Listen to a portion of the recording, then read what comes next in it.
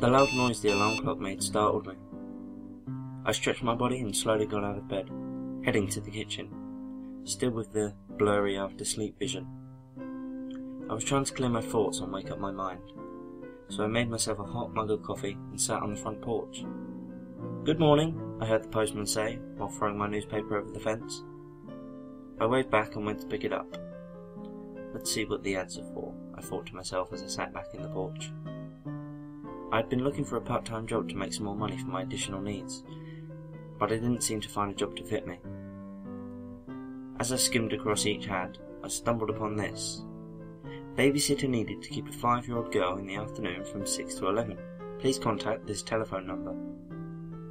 That's it, I said to myself as I rushed into my house and grabbed the phone. I dialed the number and waited. A woman answered the phone and I introduced myself. We spoke about the ad and she decided I was the perfect person to babysit her daughter. Being happy, I hung up the phone and continued relaxing and drinking my morning coffee, which had already turned cold. Hours passed and I was ready to go and babysit the little girl. I found the house quite easily, and as I went to push the doorbell, I saw a post-it note pinned to the front door. It read, "I want to apologise for not being there to meet you face to face, but my husband and I had to leave a little earlier. The key to open the door is under the little rug in front of the door. Make sure my little girl goes to sleep at 9 o'clock, please." Strange, I thought. Who leaves their 5-year-old kid alone in a house waiting for the babysitter to come? I got into the house and I saw a little girl sitting on a chair waiting. "Nanny!" she shouted and ran to me and hugged tightly. "Hello, sweetheart. What's your name?" I said to her, thinking she was adorable. "My name is Alice," the little girl said.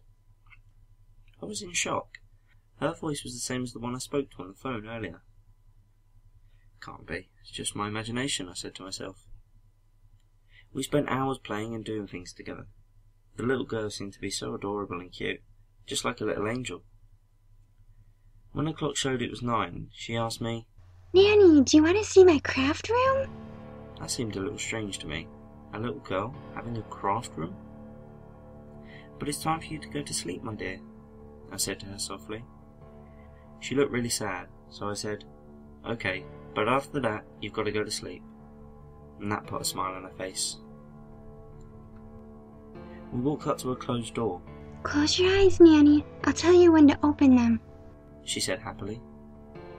I did as I was told and covered my eyes with my hands. I heard the door creaking and the little girl pushed me in. "Open your eyes now, Nanny," she said. I opened my eyes, and what I saw was the most terrifying thing I'd seen in my whole life.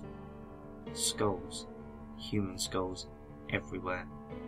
They were brightly painted with many colours, but that just made them look even more horrific. Where did this little girl find all these skulls? I started panicking, and before I could make a step to leave, I felt the little girl gripping my neck and a stabbing knife to my heart. The pain was too sharp for me to handle.